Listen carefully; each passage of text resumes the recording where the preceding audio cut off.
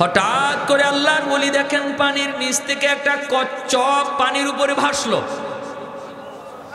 ওই কচ্ছপটা আল্লাহর কুদরতের নদীর পারে আসলো, আর বিচ্ছুটা লাফ দিয়া কচ্ছপের পিঠে বসে গেল। কচ্ছপটা খেয়া হইয়া বিচ্ছুটাকে নদী পার কইরা দিল। এই ক্ষমতা আল্লাহর আসেনি না নাই? আল্লাহ পারেনি না পারে না? এটা আল্লাহর কুদরত, ঠিক কিনা ধরে বলেন? আল্লাহ পাক রব্বুল আলামিন তার কুদরতে পার করে দিলেন। এইবার জন্নুল মিসরি কয়, মালিক বিচ্ছু তো তুমি পার করে দিছো, কিন্তু আমারও তো নদী পার হতে মন চাই, কিন্তু কেমন করে নদী পার হব? কোনো খেয়া নাই, কোনো নৌকা নাই। আল্লাহ কেমন করে নদী পার হই? মালিক আমাকে নদী পার করাও। বিচ্ছুরে যদি তুমি পার করাইতে পারলা, আমাকেও তুমি পার করাও। আল্লাহ পাক তার অলির অন্তরে ইলহাম করে দিলেন, হাতের জায়নামাজ পানিতে বিছায় দাও, আর জায়নামাজে বসে পড়ো। আমি আল্লাহ তোমাকে জায়নামাজে বসাইয়া নদী পার করায় দিব। সিলেটের শাহজালাল মুজরিদ ইয়ামানি রহমতুল্লাহি আলাইহি গোর গোবিন্দের সাথে যুদ্ধ করতে ইয়ামন থেকে এসেছেন। সুরমা নদীর সবগুলি নৌকা গোর গোবিন্দ সরায় দিল।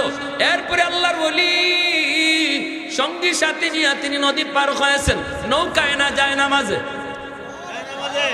যখন নৌকায় না জায়নামাজে? জানেননি আপনারা? নৌকা সরায় দিল, জায়নামাজে পয়সা শাহজালাল মুজরিদ ইয়ামানি নদী পার হইছেন। তাহলে এটা কে করাইছে? জোরে বলেন, কে করাইছে? আল্লাহ যদি করাইতে পারে, মানুষ যা পারে না পারে কে? এর নামই তো হল আল্লাহর কুদরত। ওলিদের দ্বারা যদি হয় কারামত, নবীদের দ্বারা যদি হয় মুজিজা, করায় কে? তাহলে এটা অস্বীকার করার, গাঞ্জাখুরি কথা কওয়ার সুযোগ কই? তুমি যদি কও যে এটা খালি কিচ্ছা, হুজুররা খালি কিচ্ছা, কি আজগবি কিচ্ছা লই আইছে, এটা কেমনে সম্ভব? আরে সম্ভব তো তখনই যদি আল্লাহ করায়। আল্লাহ অসম্ভবরে সম্ভব করতে পারে, এই ইয়াকিন যদি তোমার না থাকে, তাহলে তো তোমার ইমানই নাই। ঠিক কিনা জোরে কও? ইমানই তো নাই যদি এটা বিশ্বাস না করো। আল্লাহ কোরআনের ভিতরে ওলি আল্লাহদের কারামতের কথা বলছেন। সুলাইমান আলাইহিস সালামের জমানা, তিনি সুলাইমান আলাইহিস সালাম বলছেন, রানী বিলকিস রওনা দিয়ে দিছে। এখন বিলকিস রানী আমার কাছে আসার আগে আগে তার 7টা গেটের ভিতরে তালাবদ্ধ দেওয়া সিংহাসন আমার কাছে কে আনতে পারবা? তখন দেখা যায় এক জিন কইল, আমি পারবো। সুলাইমান আলাইহিস সালাম বললেন, আরো তাড়াতাড়ি কে পারবা? তখন একজন মানুষ, যিনি আল্লাহর ওলি ছিল, যার ইসমে আজমের ক্ষমতা ছিল, মুস্তাজাবুদ দাওয়া ছিল, তিনি কই আমি আরো তাড়াতাড়ি আনতে পারবো। সুলাইমান আলাইহিস সালাম কয়, দেখো বিলকিস রানী কিন্তু রওনা দিয়ে দিছে, রাস্তায় আছে, কিছুক্ষণ পরে আমার কাছে পৌঁছবো, অথচ সিংহাসন এখনো রয়ে গেছে তার সেই সানায়, সেখান থেকে তোমরা আনবা, তুমি আনবা। কত তাড়াতাড়ি আনতে পারবা বলো? কয় আপনি চোখ বুঝবেন আর চোখ খুলবেন, দেখবেন সিংহাসন হাজির। কি ভাই, মাটির নিচ দিয়া বিলকিস রানী আসার আগেই তার সিংহাসন সুলাইমান নবীর সামনে হাজির। এখন অস্বীকার করো, এটা তো কোরআনে আয়াত। কও বলে এটা কিচ্ছা, এটা সত্য না, বলো বলো, বললে ইমান থাকবে তো? আল্লাহর কোরআন। অতএব এই ধরনের কথা যারা বলে, সাবধান সাবধান, সতর্ক থাকা উচিত তাদের কাছ থেকে। আমরা বলি না কোনো ওলি তার নিজের যোগ্যতায় অসম্ভবকে সম্ভব করে। আমরা বলি ওলির দ্বারা যা অসম্ভব সম্ভব হয়, করায় কে? তাহলে এখানে তোমার ব্রেন হ্যাং মারবেই তো। আল্লাহর ক্ষমতায় যদি তোমার বুঝবার মতো জ্ঞান থাকতো, তাহলে তো তুমি হইতা। আল্লাহ পাক তো তোমার এতটুকু জ্ঞান দেয় নাই যাতে আল্লাহর কুদরত তুমি বুঝতে পারো। এখানে হ্যাং মারবে ব্রেন। এখানে যদি বেশি বাড়াবাড়ি করো, তাহলে নাস্তিকের মতো কিছুদিন পরে বলবা দেয়ার ইজ নো গড, আল্লাহ বলতে কিছু নেই, নাস্তিক হয়ে যাবে।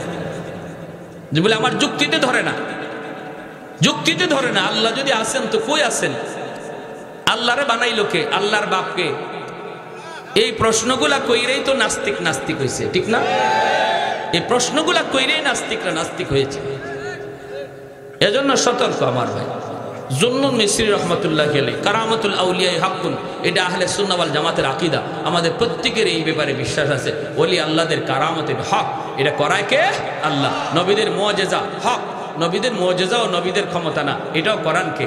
আল্লাহ। এখন এনেকে আল্লাহ পাক কয় হাতের জায়নামাজ নদীতে বিছায় দাও। জুন্নুন মিসরি হাতের জায়নামাজ তিনি নদীতে বিছায় দিলেন।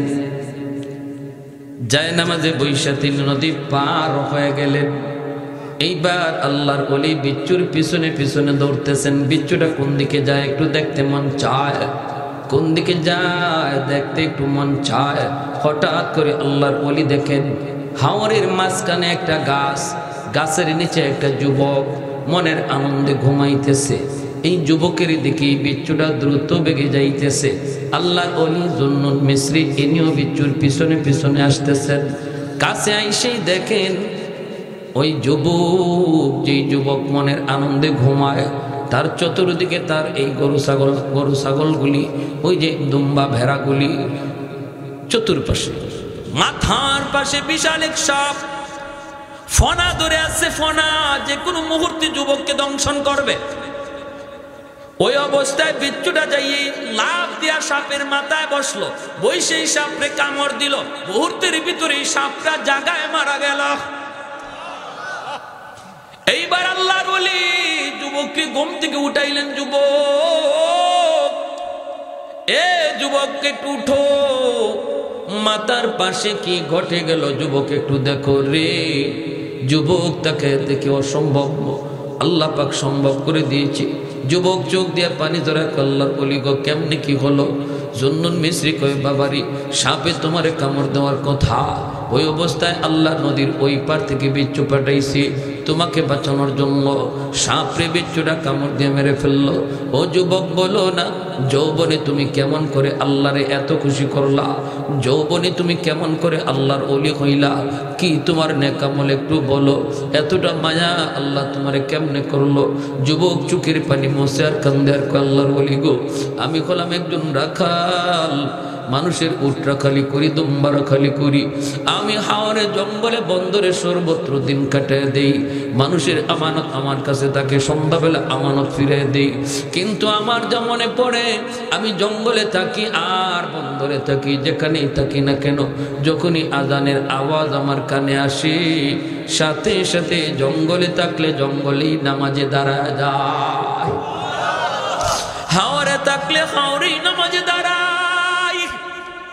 আমার দুনিয়ার কাজ আগে না, নামাজ আমার কাছে আগে। আল্লাহু আকবার। দুনিয়ার কাম আমার কাছে বড় নয়, নামাজ আমার কাছে বড়, আমার কাছে বড়। আর আমি যতদূর দেখলাম, আমি ঘর থেকে যখন বের হয়েছি আল্লাহর কাছে দোয়া করে বের হয়েছি, বিসমিল্লাহি তাওয়াক্কালতু আলাল্লাহ লা হাওলা ওয়ালা কুওয়াতা ইল্লা বিল্লাহিল আলিয়্যিল আযীম। ঘর থেকে বের হও যুবক, এই দোয়াটা পরে বের হও। আল্লাহ তোমার হাওলা, তোমার উপর ভরসা করে আমি বের হলাম। আল্লাহ পাক রব্বুল আলামিন কয় বান্দা, তুমি যখন আমার উপরে 100 ভরসা করো, আমি আল্লাহ তোমার সাথে 100 লেনদেন করি। আমাদের ভরসাই তো কম, ঠিক না? ভরসাই 100 আল্লাহর উপরে করতে পারি না, যার কারণে আমাদের সাথে আল্লাহ লেনদেনও কম হয়। ঘুমানোর আগে বলেছি মালিক আমি ঘুমাইবো এখানে, আমি বড় ক্লান্ত পরিশ্রান্ত, কিন্তু কেমনে ঘুমাই? ঘুমন্ত অবস্থায় যদি আমারে কোনো হিংস্র জীব জানোয়ার আঘাত করে, আক্রমণ করে, আমারে বাঁচাইব কে? কেউ নাই, আপন বলতে কেউ নাই, বন্ধু বান্ধব আত্মীয় কেউ নাই, কিন্তু আমি পরিশ্রান্ত ঘুমাবো। আল্লাহ আমি তোমার কাছে আমারে হাওলা করলাম, এই বইলে আমি ঘুমাইছিলাম। আল্লাহর ওলি জুন্নুন মিসরি যুবক, এজন্যই তোমাকে আল্লাহ পাক যৌবনে তোমার নাম অলির তালিকায় উঠে দিছি। আল্লাহর উপর ভরসা করছো তুমি 100 জন্য আল্লাহ তোমার সাথে ব্যবহারও করছে 100। এজন্যই রে যুবক, এজন্যই বলি, যত আল্লাহর ওলি হয়ে গেছেন দুনিয়াতে সবাই কিন্তু অলির খাতায় নাম লেখাইছেন যৌবনকালে। এই যৌবন কালটা তুমি পাগলামি করে কাটাইতেছ, এই যৌবন কালটা তুমি গুনার কাজে কাটাইতেছ, অথচ এই বয়সটাই ছিল তোমার আল্লাহর ওলি হওয়ার বয়স। 40টা রাত যেই রাতের অপেক্ষায় ঘুমাও নাই, দরজার পাশে দাঁড়ায় দাঁড়ায় আমার নবীর অপেক্ষা করেছ। কখন জানি আমার নবী এসে ডাক দেয়া কয়, আবু বকর উঠো, হিজরতের টাইম হয়ে গেছে। এই ডাকটা শোনার জন্য 40টা রাত তুমি ঘুমাও নাই। অবশেষে সেই রাত আসলো, তুমি আবার নবীকে নিয়ে হিজরতের উদ্দেশ্যে রওনা দিলা। যাইতে যাইতে পিছনে দুশমন তোমাদের ফলো করতেছে।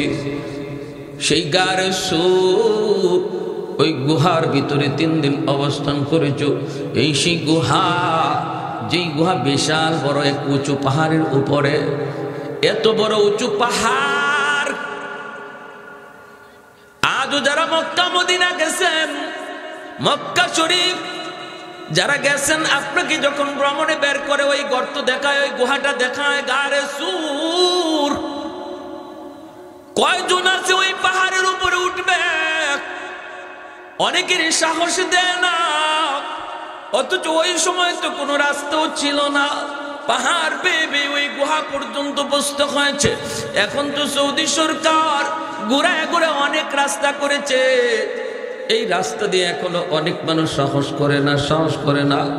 হযরত ওমর ফারুক রাদিয়াল্লাহু তাআলা আনহু বলেন, ভাই আবু বকর, ওই গুহায় ওঠার জন্য তুমি পাহাড়ের নিচে যায় মায়ের নবীকে নিয়ে দাঁড়াইছো, উপরের দিকে তাকায় দুজন সিদ্ধান্ত নিয়েছো ওই গুহার ভিতরে অবস্থান করবা, পিছনে দুশমন তোমাদের ফলো করতেছে। কিন্তু সেই পাহাড় আমার মায়ার নবীকে তুমি বাইতে দাও নাই রে, তুমি নিজে পাহাড় বায়া বায়া উঠছো আমার নবীরে নিজের কান্দে লইয়া। রহমতের নবীরে নিজের কান্দে উঠাইছিলা, আর নিজে বায়া বায়া পাহাড় বায়া ওই গুহার কিনারায় যায় গেছো, যে নবীকে বলছো, নবী গো আপনি গুহার মুখে দাঁড়ান, আপনি আগে গুহায় ঢুকেন না গো নবী, আমি একটু আগে গুহার ভিতরে ঢুকে দেখি গুহাটা নিরাপদ কিনা, নাকি আবার কোনো হিংস্র জীব জানোয়ার আছে। যদি কোনো হিংস্র জীব জানোয়ার আমি আবু বকরের ক্ষতি করে, এতে উম্মতের এত ক্ষতি হবে না, কিন্তু আপনার যদি কোনো ক্ষতি হয়ে যায় গো নবী, উম্মত কোনোদিন ক্ষতিপূরণ দিতে পারবে না। দাঁড়ান, আমার মায়ার নবীরে তুমি এই জায়গায় দাঁড় করাইয়া নিজে গুহার ভিতরে আগে ঢুকছো, নিজে গুহার ভিতরে ঢুকছো, ঢুকে তুমি যতগুলি গর্ত ছিল সবগুলি গর্তের মুখ ফাগড়ি ছিঁড়ে ছিঁড়ে গর্তের মুখগুলা বন্ধ করেছ। একটা গর্তের মুখ বন্ধ করার মতো কাপড় তোমার কাছে ছিল না, নিজের পা দিয়া ওই গর্তের মুখটা তুমি আটকায় রাখছো। যদি এই গর্তের ভিতরে কোনো বিষাক্ত সাপ থাকে, আমি আবু বকরকে দংশন করে করুক, কিন্তু আমার মায়ার নবীর যেন ক্ষতি না হয়। এরপরে আমার নবীরে তুমি গুহার ভিতরে ঢুকাইছো। ওই দিন তোমার ঘুমের প্রয়োজনটা বেশি দরকার ছিল, কারণ 40টা রাত তুমি ঘুমাও নাই, কিন্তু নিজে না ঘুমাইয়া গুহার ভিতরে আমার মায়ার নবীরে ঘুম পাড়াইছো। নিজের উরুটারে বালিশ বানায় দিছো, নিজের উরুটারে বালিশ বানায় দিছো, আর আমার রহমতের নবীরে নিজের উরুতে ঘুম পাড়াইছো। বিষাক্ত সাপ তোমার পায়ে কামড় দিল, বিষের যন্ত্রণায় তুমি ছটফট, বিষের যন্ত্রণায় তুমি অস্থির, হজম করেছো, যন্ত্রণা তুমি হজম করেছো, চেহারা তোমার কালো হয়ে গেছে, বডি তোমার কালো হয়ে গেছে, কিন্তু বডি তুমি নাড়াচাড়া করো না, যন্ত্রণায় তুমি অস্থির, কিন্তু বডি নাড়াও না, কারণ বডি যদি নাড়াও আমার মায়ার নবীর ঘুম ভেঙে যাবে। ও ভাই আবু বকর, ওই একটা রাতের নেকি আমি উমরকে তুমি দিয়ে দাও, বিনিময়ে আমি উমর আমার জীবনের সব নেকি তোমাকে দিয়ে দিব। যেরকম সুবহানাল্লাহ। सिद्दीक तेरा नाम से इस्लाम रहेगा, सिद्दीक तेरा नाम से इस्लाम रहेगा, दुनिया की सदाकत में तेरा नाम रहेगा, दुनिया की सदाकत में तेरा नाम रहेगा, फारूक तेरा नाम से इस्लाम रहेगा, दुनिया की अदालत में तेरा नाम रहेगा, उस्मान तेरा नाम से इस्लाम रहेगा, दुनिया की सखावत में तेरा नाम रहेगा, हैदार तेरा नाम से इस्लाम रहेगा। दुनिया की शजाअत में तेरा नाम रहेगा, मुआविया तेरा नाम से इस्लाम रहेगा। दुनिया की सियासत में तेरा नाम रहेगा। जोरे शोरे बोली अल्लाहु আকবার। সিদ্দিক আকবর বলেন, ভাই উমর, যদি তুমি ওই রাতের নেকি চাও তাহলে আমি আবু বকর নিজেও তো জানি না এই রাতে আমার কেমন নেকি হয়েছে, তোমাকে আমি দিব কি দেব না, টকব কি জিতব, এটা তো আমি নিজেও বুঝতেছি না। চলো আমরা দুজন আল্লাহর নবীর কাছে যাই, যাই নবীকে জিজ্ঞেস করি ওই রাতে আমার কি পরিমাণ নেকি হয়েছে। দুজন চলে আসলেন মায়ার নবীর কাছে। আল্লাহর নবী বলতেছেন, কি ব্যাপার? দুজন হাজির, ঘটনা কি? সিদ্দিক আকবর বলেন, ইয়া রাসূলুল্লাহ, নবী গো, সমস্যায় পড়ে এসেছি। আবু বকর বলেন, ইয়া রাসূলুল্লাহ, উমর তার জীবনের সব নেকি আমাকে দিতে চায়, বিনিময়ে আমার কাছে এক রাতের নেকি চায়, এক রাতের নেকি চায়। আমি ওই রাতে কেমন নেকি হয়েছে জানি না গো নবী, আমি নিজেও জানি না। আমরা দুজন আপনার কাছে জানতে এসেছি ওই রাতে আমার কি পরিমাণ নেকি হয়েছে। আল্লাহর নবী বলেন, আবু বকর কোন রাতের কথা বলছো? তখনই সিদ্দিক আকবর কই, নবী গো, ওই রাত হলো আপনার সাথে হিজরতের রাত। আল্লাহ নবী বলে, আবু বকর বদলাবা কি বদলাবা না আমি নবী জানি না, আমি কোনো মত দিব না, আমি বলবো না বদলাও, বলবো না বদলাও না, একটা বলবো না। কারণ দুজন মায়ার নবীর মহব্বতের নবীর বন্ধু, নবীর শ্বশুর, একজন নবীর ডান হাত আর একজন নবীর বাম হাত, ঠিক কিনা করে বলেন? আজও আমার নবী দুই বন্ধুকে নিয়ে মদিনার রওজায়ে আতহারে দুই বন্ধুরে পাশে নিয়েই শুয়ে আছেন। দুই বন্ধুরে পাশে নিয়েই মায়ার নবী চিরনিদ্রায় শুয়ে আছেন। এত মায়ার দুই বন্ধু, কে খুশি হয় আবার কে নারাজ হয়। এজন্য নবী কয়, আমি জানি না, আমি কোনো মত দিব না, আমি কোনো মত দিব না, তবে আমি যেটা জানতে চেয়েছো এটা বলতে পারে আবু বকর, ওই রাতে তোমার কি পরিমাণ নেকি হয়েছে এটা তোমাকে আমি জানাইতে পারবো, বাকি বদলানো না বদলানো সেটা তোমাদের ইচ্ছা।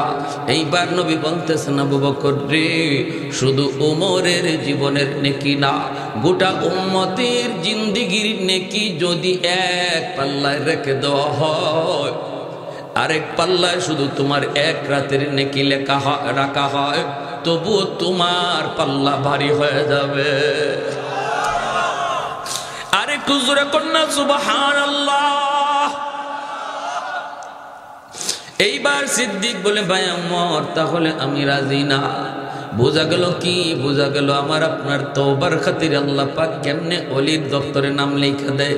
কারণ হলো তওবার দ্বারা শুধু গুনাহ মাফ হয় তা না, বরং নেকিও ডাবলের ডাবল বেড়ে যায়। আল্লাহু আকবার। এজন্য আল্লাহ বলেছেন, ইন্নাল্লাহা ইউহিব্বুত তাওয়াবিন ওয়া ইউহিব্বুল মুতাতাহহিরিন। তাওয়াবিনকে আল্লাহ মহব্বত করেন, কথা পরে বলছেন। মুতাতাহহিরিনের মহব্বতের কথা পরে বলছেন, তাওয়াবিনকে মহব্বতের কথা আগে নিয়ে আসছেন। তওবাকারীকে যে আল্লাহ ভালোবাসে, এই ভালোবাসার কথা আল্লাহ আগে আনছে।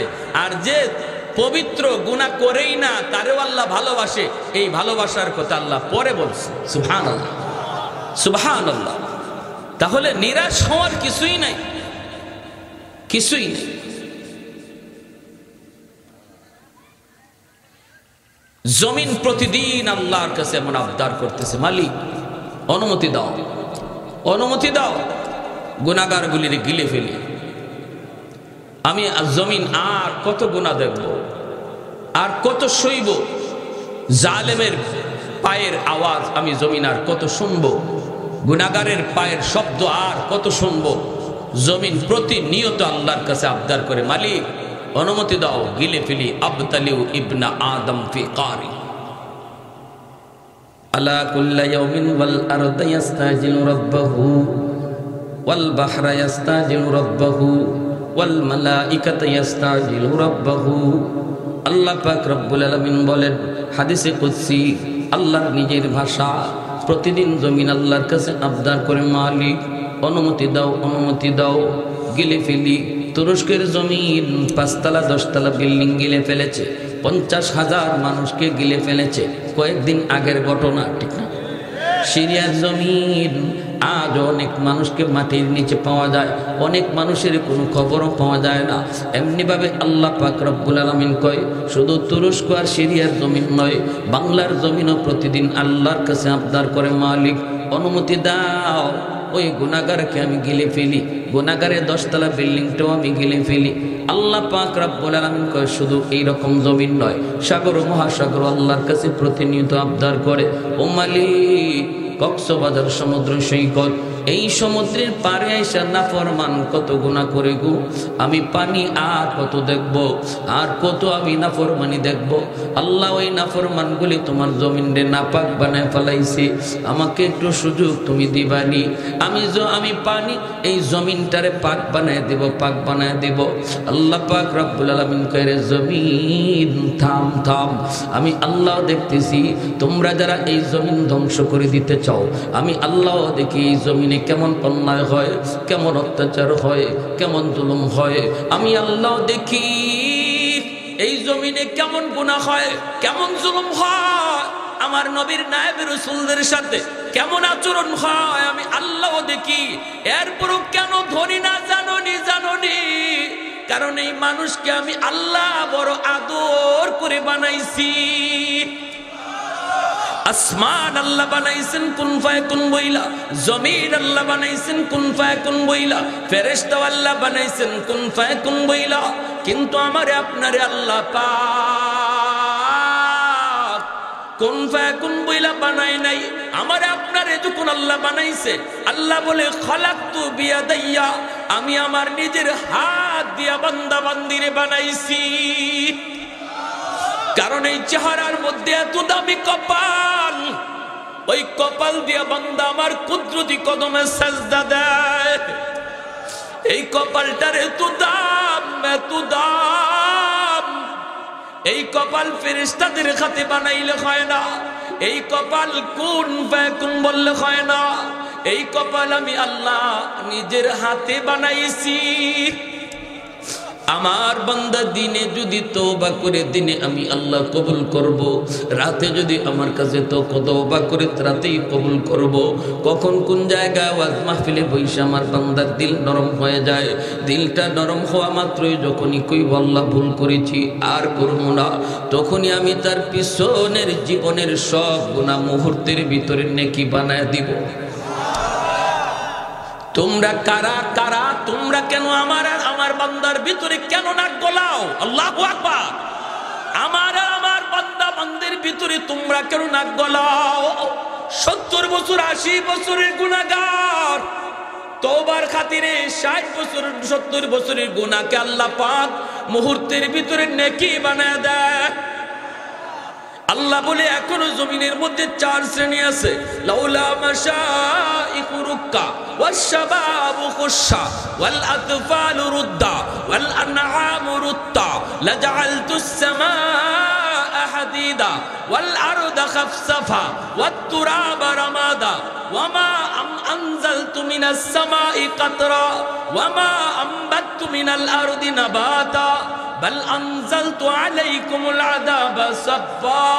আল্লাহ বলেন এখনো জমিনের ভিতরে আমার কিছু বান্দা বান্দি রয়েছে যাদের চুল দাড়ি পাকা হয়ে গেছে, চুল পেকে গেল, চুল দাড়ি তার পাকা হয়ে গেছে, কোমরে তার ব্যথা, হাঁটুতে তার ব্যথা, এরপরও আমি আল্লাহকে কষ্ট করে করে সেজদা দেয়, আমি আল্লাহকে কষ্ট করে করে রুকু করতে পারে না, হাঁটু বাঁকা করতে পারে না, কোমর বাঁকা করতে পারে না, এরপরও করে আমি আল্লাহর ভয়ে, আমি আল্লাহর মহব্বতে। আমার ওই বান্দা বান্দি যখন কষ্ট করে আমি আল্লাহর কদমে সেজদা দেয় রে, তখন আমি আল্লাহ এই জমিনের প্রতি তখন মায়া লেগে যায়। ওয়াশ-শাবাবু খুশা, আল্লাহ বলেন এখনো জমিনের মধ্যে এমন কিছু যুবক, এমন কিছু যুবক রয়েছে যৌবনের পাগলামি করে না, যৌবনে আমি আল্লাহকে ডাকে, যৌবনে গুনার কাজে যায় না, যৌবনে গানের আসরে যায় না, যৌবনে যাত্রার প্যান্ডেল করে না, অথচ তার যৌবনের চাহিদা ছিল গুনাহ করা। আমি আল্লাহর ভয়ে, আমি আল্লাহর মহব্বতে দুনিয়ার হারাম প্রেম নাপাক ভালোবাসার দিকেও দৌড়ায় না, কলিজার ভিতরে আমার মহব্বত জমায়, আমার হাবিবের মহব্বত তার কলিজায়। চেহারার দিকে তাকাইলে নবীর সুন্নত, মাথায় তাকাইলে নবীর সুন্নত, খাইতে গেলেও নবীর সুন্নত। তার দিকে তাকাইলে ওই যুবকের কলিজার দিকে যখন আমি আল্লাহ তাকাই আর দেখি আমার ভয়ে বান্দা গুনাহ থেকে নিজের বাঁচাইতেছে, তখন তার দিকে তাকাইলেও জমিনের প্রতি আমার মায়া লেগে যায়। 3 নম্বরে আল্লাহ পাক রব্বুল আলামিন বলেন ওয়াল আতফালু রুদ্দাহ। ঘরে ঘরে কিছু শিশু বাচ্চা আছে, ওই শিশু বাচ্চাগুলির কোনো অন্যায় নাই, এদের কোনো অপরাধ নাই, শিশু বাচ্চাদের উপরে শরীয়তের কোনো বিধিবিধান চালু হয় নাই। গুনাহ আসতে চায় তার মার, আযাব আসতে চায় তার মার গুনার কারণে, বাবার গুনার কারণে, কিন্তু এই গজবের ভিতরে বাচ্চাটাও পইরা যায়, অথচ বাচ্চাটার কোনো গুনাহ নাই, কোনো অন্যায় নাই, ওর উপরে কোনো শরীয়তের বিধিবিধান নাই, তার উপরে হালাল হারাম কিছু নাই। যখনই আযাব গজব তার বাপ মার গুনার কারণে জমিনে আয় রে, ওই বাচ্চাটা টুট ভেঙ্গে ভেঙ্গে আমি আল্লাহর দিকে তাকায় কান্দে, অথচ আমার ওই নিষ্পাপ অবুধ বান্দাটার কোনো অন্যায় ছিল না, তার কান্নার দিকে তাকাইলো এই গুনাহগার জমিনের প্রতি আমার মায়া লেগে যায়। আল্লাহ বলেন 4 নম্বর হলো জমিনের মধ্যে কিছু পশু পাখি আছে, হাঁস মুরগি গরু ছাগল আছে, এদের উপরে শরীয়তের কোনো বিধিবিধান নাই। গরু ছাগল হাঁস মুরগির উপরে নাই জায়েজ না জায়েজ নামাজ রোজার কোনো বিধান নাই। যদি আসমানি গজব জমিনি গজব জমিনের ভিতরে নামে, তাহলে এই গরু ছাগলগুলি এরাও শিকার হয়ে যায়, এরাও এই গজবের শিকার হয়ে যায়, অথচ গরু ছাগলের কোনো অন্যায় নেই, কোনো অপরাধ নাই। এর দিকে তাকাইলো আমি আল্লাহ জমিনের প্রতি আমার মায়া লেগে যায়। এজন্য বলি যুবক, গরু ছাগল হাঁস মুরগি পশু পাখি যা কিছু দেখি ও কারণে গরুটারে মারধর করবা না, ও কারণে ছাগলটার গায়ে হাত দিবা না, কারণ জানো নি সে যদিও হাইওয়ান কিছু বলতে পারে না, আল্লাহ তার খাতিরে তোমারে আমারে বাঁচায় রাখছে। নতুবা জমিনে যেই পরিমাণ গুনাহ হয়, যেই পরিমাণ অন্যায় হয়, এখনো মসজিদে কয়জন যায় আর মসজিদের বাইরে কয়জন থাকে? নামাজের টাইমে হিসাব করলে দেখো প্রতিটা ঘরে ঘরে যদি জরিপ করা হয়, প্রতিটা ঘরে নামাজি কয়জন বেনামাজি কয়জন, দেখা যাবে বেনামাজির সংখ্যা বেশি। গ্রামে গ্রামে যদি হিসাব নেওয়া হয় নামাজি কয়জন বেনামাজি কয়জন, দেখা যাবে বেনামাজির সংখ্যা বেশি। আল্লাহ পাক বলে এত কিছু আমি দেখতেছি, আমি দেখতেছি দেখতেছি দেখতেছি, এরপর আমি জমিন টিকায় রাখছি এই 4 দলের কারণে। ওই বৃদ্ধ বান্দা বান্দিগুলা বৃদ্ধ বয়সে যখন আমার কদমে সাজদা দেয়, তার খাতিরে জগৎ টিকায় রাখছি। ওই যুবক, যে যুবক যৌবনে আমি আল্লাহরে ডরায়, ওই যুবকের কলিজার দিকে তাকাই আমি জমিন টিকায় রাখছি।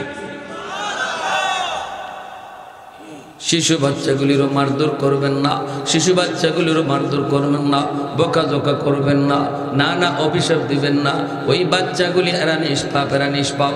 আল্লাহর কথা বলতেছি, হাদিসে কুদসি আল্লাহর ভাষা। আল্লাহ বলেন ওই বাচ্চাটা, যেই বাচ্চাটার আমি ধমক দিলাম ও কারণে মারলাম, এই বাচ্চাটার উসিলায় আল্লাহ ঘরের মানুষে খাওয়াইতেছে। সুবহানাল্লাহ। ওই বাচ্চাটার উসিলায় আল্লাহ ঘরের মানুষে খাওয়াইতেছে। অতএব না, বাচ্চাগুলির আদর করে আমার আল্লাহর কুদরতি কলিজা খুশি হয়ে যায়। সুবহানাল্লাহ। এর জন্য আমার মায়ের নবী ও বাচ্চাকে মায়া করতেন। নবী শিশু বাচ্চা দেখলেই কুলে নিতেন, কপালে চুমু খাইতেন, গালে চুমু খাইতেন। ওরা নিষ্পাপ, ওরা নিষ্পাপ, মাসুম। আমার গুনার কারণে আযাব আসতে চায়, বাচ্চার কারণে আল্লাহ আমারে বাঁচায়। বৃদ্ধ বাবাজিদেরকে মায়া করবেন, মায়া করবেন। বৃদ্ধ বাবাজিদেরকে শ্রদ্ধা করবেন, বৃদ্ধ বাবাজিদেরকে শ্রদ্ধা করবা যুবক। না না, মুরব্বী মানুষের সাথে বেয়াদবি করিও না। ওই চুলদারি সাদা মানুষটার খাতিরে আল্লাহ তোমারে আমারে বাঁচায় রাখছি। মুরব্বী মানুষকে আল্লাহ নিজেও সম্মান করে, আল্লাহ নিজেও সম্মান করে। কেমনে সম্মান করে একটা ঘটনা বলি, শোনেন, মনোযোগ দিয়ে শোনেন। হযরত আলী রাদিয়াল্লাহু তাআলা আনহু ঘর থেকে বের হয়েছেন, তিনি মসজিদে নামাজে শরীক হবেন। ইমাম হলেন আমার নবী, রহমতের নবী। নবীজি ইমাম আলীগড় থেকে বের হয়েছেন নামাজে শরীক হওয়ার জন্য, কিন্তু মসজিদে নববী যাওয়ার মাঝখানে একটা গলিপথ, গলিপথটা হলো অত্যন্ত চিকন একটা পথ। এই পথ দিয়ে হযরত আলী যাবেন, যেই মাত্র গলিপথে ঢুকলেন দেখেন একজন মুরব্বী মানুষ গলিপথ দিয়ে লাঠিতে ভর দিয়ে যাইতেছে। কোমর বাঁকা হয়ে গেছে, কোমর বাঁকা হয়ে গেছে, কি যেন খুঁজে। মুরব্বী মানুষ কোমর বাঁকা হয়ে লাঠিতে ভর দিয়ে কিছু খুঁজে না রে বাবা, খুঁজে যৌবন কোথায় হারাইলাম, যৌবন কোথায় হারাইলাম, যৌবনটা খুঁজে। ওই আলী রাদিয়াল্লাহু তাআলা আনহু তিনি পিছনে আসতেছেন। হযরত আলী মনে মনে ভাবতেছেন এখন আমি কি করব। যদি মসজিদে আল্লাহ নবীকে আমার রুকু ধরতে হয় তাহলে একটু দ্রুত যাওয়া লাগবে, দ্রুত। আর দ্রুত গেলে ওই মুরব্বী মানুষটার একটু চাপ দেওয়া লাগবে। চাচা আমার একটু সাইড দেন, এতটুকু বইলা ওনাকে একটু চাপ দেওয়া লাগবে। হযরত আলী রাদিয়াল্লাহু তাআলা আনহু নিজের মনে বুঝান, এরে আলী বল, তুই কি মুরব্বী মানুষকে একটু কষ্ট দিবি নাকি তোর রাকাত একটা ছুটে গেলে ছুটে যাবে? আলীর মন কয় আলী রে, মুরব্বী মানুষকে আমার আল্লাহ নিজেও সম্মান করে। মুরব্বী মানুষ যখন আল্লাহর কাছে হাত উঠায় সাদা দাড়ি সাদা চুল লইয়া, তখন আল্লাহ বলে আমার তখন বড় লজ্জা লাগে। সুবহানাল্লাহ। না না, সম্মান করো, আল্লাহ যারা সম্মান করে তুমিও করো। হযরত আলী তারে ধাক্কাও দিলেন না, সাইড দিতেও বললেন না, পিছনে পিছনে যাইতেছেন। রাকাত একটা ছুটে যাবে আজকে নিশ্চিত, একটা রাকাত ছুটে যায়, ছুটে যাক। নবীন মসজিদে নববীর ইমাম, এইদিকে আলী আসতে একটু দেরি হইতেছে। মায়ার নবী রুকুতে চলে গেছেন, রুকুতে চলে গেছেন, রুকুতে চলে গেছেন। যেমনি রুকুতে গেছেন আল্লাহ পাক জিব্রাইলে আমিনকে নবীর কাছে পাঠায়া দিছে। পাঠায়া দিয়া বলতেছে নবী গো, রুকু থেকে মাথা উঠাবেন না গো নবী, রুকু লম্বা করেন, কারণ আপনার আলী এখনো রাস্তায়। সুবহানাল্লাহ। ওগো নবী, রুকু থেকে মাথা উঠেন না, কারণ আপনার আলী এখনো রাস্তায়, জামাত পায় নাই। আমি জিব্রাইল যখন বলবো তখন মাথা উঠাবেন। আল্লাহ নবী রুকু লম্বা করা শুরু করলেন। নামাজে নবী আর কোনো প্রশ্ন করলেন না। আলী রাদিয়াল্লাহু তাআলা আনহু যখন রুকুতে নবীরে পাইলেন, তখন জিব্রাইল কয় নবী গো, এইবার দয়া করে মাথা উঠান, আপনার আলী আপনার রুকুতে পায়া গেছে। সুবহানাল্লাহ। নামাজ শেষ হলে পরে আল্লাহর নবী মসজিদে নববীর মিম্বরে বসে ডাক দিলেন, আলী এদিকে আসুন, এদিকে আসুন। সাহাবায়ে কেরাম একটু বুঝতে চাইতেছেন আজকে রুকু এত লম্বা হলো কেন, অন্য দিনের চেয়ে আজকে রুকু এত লম্বা হলো কেন? প্রশ্ন সবারই মনে। নবী ডাক দিলেন, আলী এইদিকে আসো। আলীকে ডাক দিয়ে কাছে আনলেন। আই সেই মায়ার নবী বলতেছেন, আলী আজকে নামাজে আসতে দেরি হলো কেন? হযরত আলী রাদিয়াল্লাহু তাআলা আনহু বলেন, নবী গো, কই বেশি দেরি হয় নাই, আমি তো আপনাকে রুকুতে পাইছি। আল্লাহ নবী কয়, আলী কেমনে পাইছো? হুশ নাই, হুশ থাকার কথাও না রে। তোমার রুকু পাওয়ার জন্য আল্লাহ পাক আমাকে রুকুতে হ্যাং করে রাখছে। সুবহানাল্লাহ। আমারে আল্লাহ পাক রুকুতে আটকায় রাখছে যেন তুমি রুকু পাও। হযরত আলী অবাক হয়ে গেলেন, ইয়া রাসূলুল্লাহ, এত কিছু ঘটে গেছে আমি বুঝি নাই গো নবী। আল্লাহ নবী কই, বুঝতে হবে না, আগে বলো কি হয়েছে, রাস্তা কি হয়েছে কও। হযরত আলী বিস্তারিত বলার পর মায়ের নবীর চোখ দিয়ে দর দর করে পানি পড়ে। আর নবী কয়, আলী রে, একজন মুরব্বীর সম্মান করার কারণে আল্লাহ পাক তোমারে কি পরিমাণ সম্মানী বানাইছে দেখো। এ যুবক, আজকে মুরব্বীর দিকে তুমি চোখ লাল করে তাকাও কোনো কারণে, সাবধান। চুলদারি সাদা মানুষগুলো আল্লাহর কাছে বড় দামি, বড় দামি, বড় দামি। না, বেয়াদবি করবা না। বাপ মা শুধু বেয়াদবি করবা না, কারণ মা বাবার দোয়ার দ্বারা আল্লাহ তোমার ভবিষ্যৎ আলোকিত করবে। বাপ মার বদদোয়া থাকলে ভবিষ্যৎ আল্লাহ অন্ধকার করে দিবে, অন্ধকার। যেই সন্তানের উপরে তার বাপ মার দোয়া থাকবে, আল্লাহ পাক রব্বুল আলামিন তার সামনের জীবনের সমস্ত পথ আসান করে দিবে। 1 নম্বর আল্লাহ হায়াতে বরকত দেয়, 2 নম্বর আল্লাহ পাক রব্বুল আলামিন তার রিজিকে বরকত দেয়, 3 নম্বর আল্লাহ পাক তার সন্তানগুলিকে নেককার সন্তান বানায়। আল্লাহু আকবার। ঘরে যে একজন বৃদ্ধ মা, বৃদ্ধ বাবা, আব্দুল কাদের জিলানী, মঈনুদ্দিন চিশতি তোমার জন্য এক জায়গায় বৈশা দোয়া উঠাইছে, হাত উঠাইছে। নবী বলে তাদের দোয়া কবুল হবে কি হবে না কোনো গ্যারান্টি নাই, কিন্তু তোমার আব্বা, কিন্তু তোমার আম্মা যদি তোমার জন্য হাত উঠায়, মায়ার নবী বলতেছেন এই দোয়া কবুল হবে, এটা 100% গ্যারান্টি। সালাসাতুন দাওয়াতুম মুস্তাজাবাতুন লা শাক্কা ফীহ, দাওয়াতুল মাজলুম, দাওয়াতুল মুসাফির ও দাওয়াতুল ওয়ালিদ আলা ওয়ালাদিহি। এজন্য রে যুবক, দুনিয়ার মানুষ তোমারে ভালো জানে, বাপ মা তোমারে খারাপ জানে। আল্লাহ বলে আমিও তোরে খারাপ জানি। বাপ মা যদি তোমারে ভালো জানে, আল্লাহ বলে আমিও তোমারে ভালো জানি। রিদার রাব্বি ফি রিদাল ওয়ালিদাইন ওয়া সাকাতুর রাব্বি ফি সাকাতিল ওয়ালিদাইন। এজন্য যুবক, যৌবন কালটা হলো তোমার আল্লাহকে খুশি করার বয়স। যুবক, যৌবন কালটা হলো আল্লাহর ওলি হওয়ার বয়স, তোমার আল্লাহর ওলি হওয়ার বয়স। এজন্যই তো জুন্নুন মিসরি রহমাতুল্লাহি আলাইহি তিনি নদীর কিনারা দিয়ে হাঁটতেছেন। একটা যুবক দেখেন আল্লাহর কেমনে ওলি হইয়া কেমনে বিপদ থেকে আল্লাহ তারে বাঁচাইছে যৌবন কালে। জুন্নুন মিসরি আল্লাহর বহুত বড় একজন ওলি, নদীর কিনারা দিয়ে তিনি হাঁটতেছেন।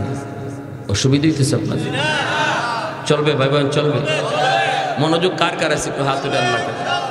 আল্লাহ তুমি কবুল করো, জোরে বলি আমিন। কি ভাই? হ্যাঁ, ভুলটা যদি বুঝালাই, আল্লাহ যা করেছি ভুল করেছি, এতটুকুই যথেষ্ট। দিলে দিলে কাউরে শোনাইতে হবে না। এখানে বসে আমরা যারা আছি, পিছনের কথাগুলা আল্লাহর কাছে দিলে দিয়ে বলবো, আল্লাহ যা করেছি ভুল করেছি। সামনে আসতেছে রমজান, আল্লাহ অনেক রোজা আগে ছাড়ছি, আর একটা রোজাও ছাড়তে আমি রাজি না। আল্লাহ আমাকে পরিপূর্ণ রোজাগুলি রাখার তৌফিক দিও। আল্লাহ আমার পিছনের সব গুনার ব্যাপারে আমি তোমার কাছে তওবা করলাম। এতটুকু কথা দিলে দিলে কারা কারা বলতে রাজি আল্লাহরে দেখা। আল্লাহ তুমি কবুল করো, মঞ্জুর করো। সবাই বলি আমিন। আর একটু জোরে বলি আমিন, আরো জোরে বলি আমিন। আল্লাহ আমরা আর মা বাবারে কষ্ট দিব না। আল্লাহ আমরা আর বাপ মারে কষ্ট দিব না, মা বাবার অমান্য হব না। আয় আল্লাহ মুরব্বীদের সাথে আর বেয়াদবি করব না। আল্লাহ তোমার ঘর মসজিদে 5 ওয়াক্ত নামাজ পড়ব, রমজানের রোজাগুলি রাখবো, পাক্কা ইরাদা আমরা করতেছি। আল্লাহ আমাদের পিছনের সব গুনাহ মাফ করো। সবাই কোন আমিন, আরো জোরে বলেন আমিন। আজকের মাহফিলকে আল্লাহ কবুল করুন, আজকের এই আয়োজনকে আল্লাহ